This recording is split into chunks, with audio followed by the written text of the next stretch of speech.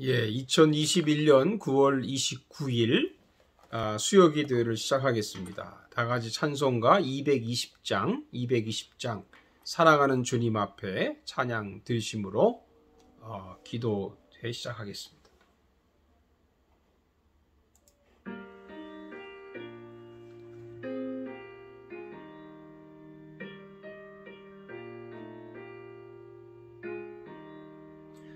사랑하는 주님 앞에 형제자매 한자리에 크신 은혜 생각하며 즐거운 찬송 부르네.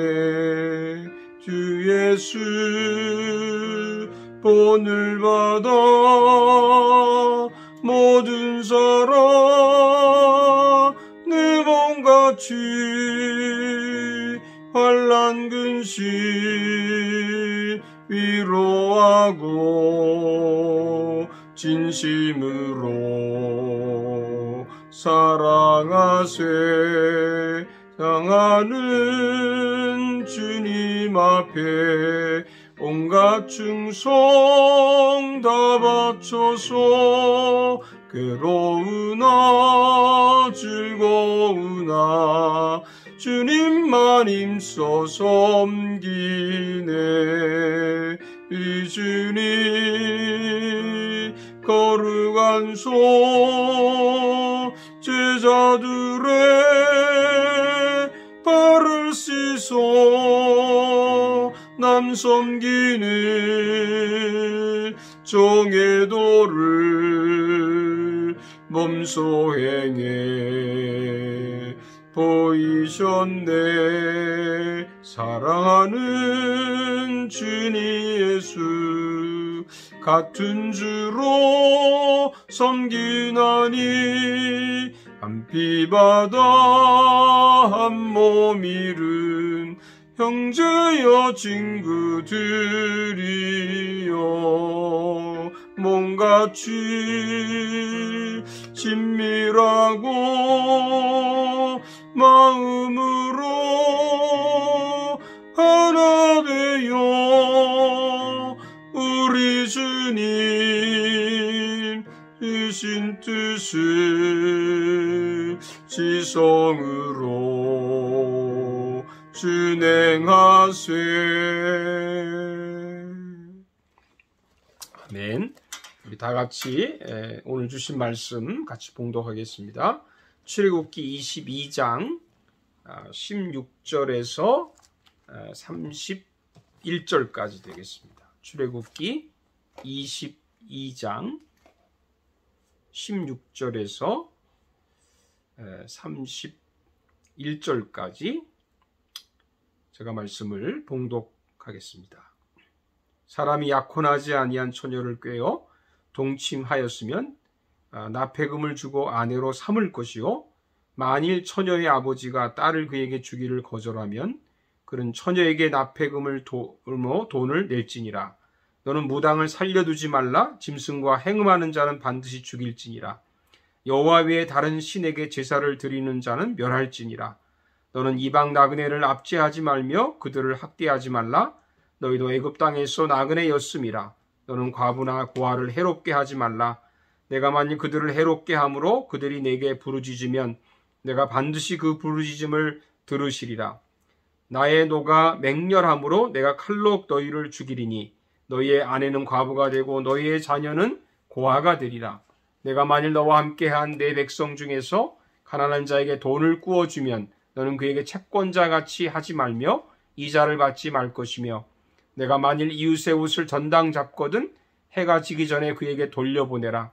그것이 유일한 옷이라. 그것이 그의 알몸을 가릴 옷인즉 그가 무엇을 입고 자겠느냐.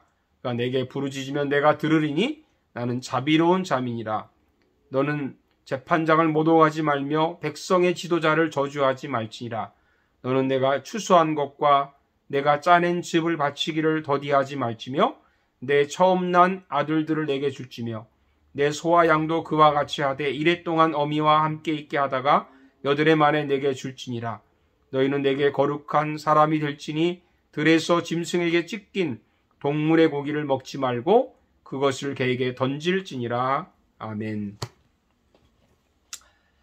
예, 여러분 그동안 평안하셨습니까? 오늘 수요일을 맞이해서 출애굽기 22장 16절에서 31절 말씀 가지고 긍휼한 사람이 되라, 긍휼한 사람이 되라는 제목으로 말씀을 나누겠습니다.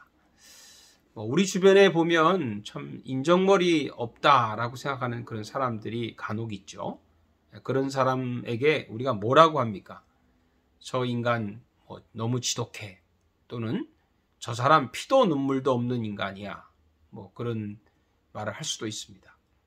지독한 구두쇠를 우리가 소위 스크루지 영감이라고 그렇게 말을 하죠.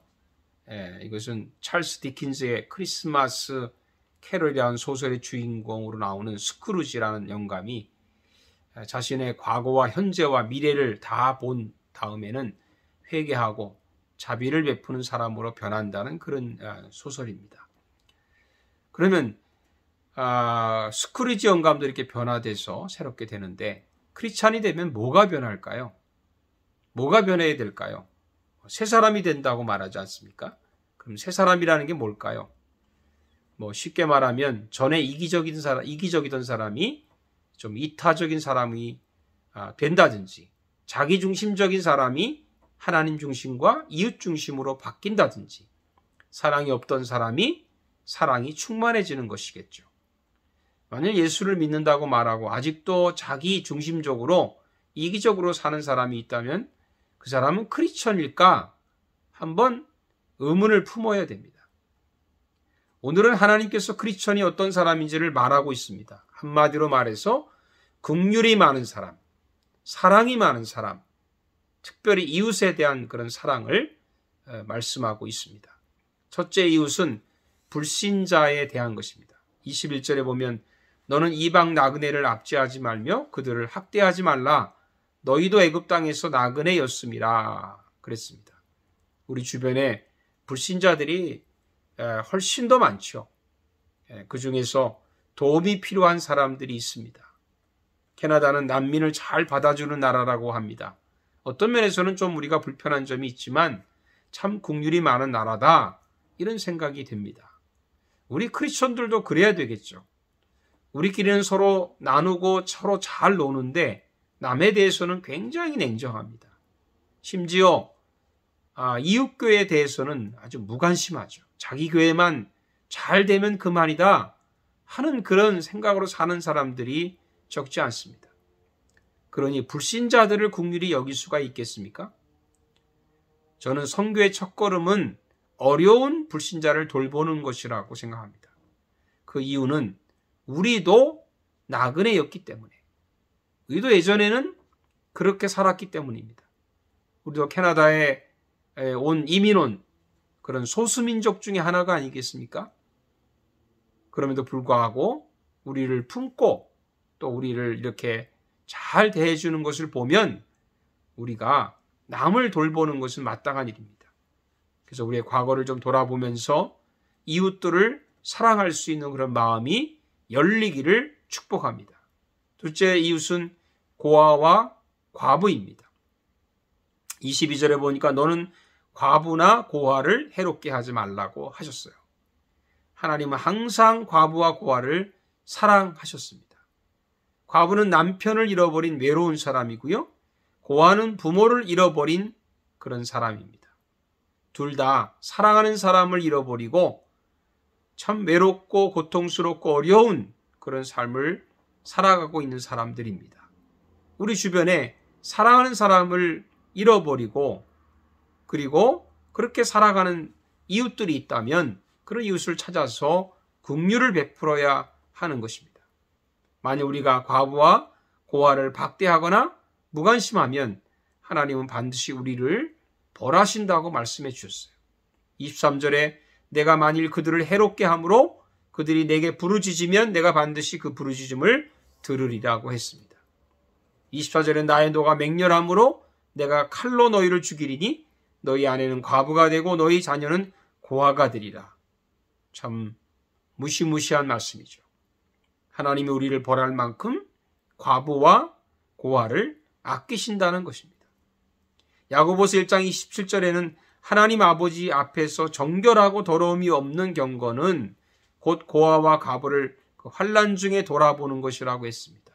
보통 우리가 경건이라고 말하면 성경책 끼고 거룩하게 기도하고 그렇게 살아가는 것만 경건이 아니라 정말 우리의 삶에서 어려운 그런 사람들, 특별히 과부와 고아를 정말 돌아보아주는, 돌봐주는 그 자체가 진정한 크리스찬의 경건함이라고 말씀해 주는 겁니다. 저와 여러분이 그런 경건한 그리스도인이 될 수 있기를 축복합니다.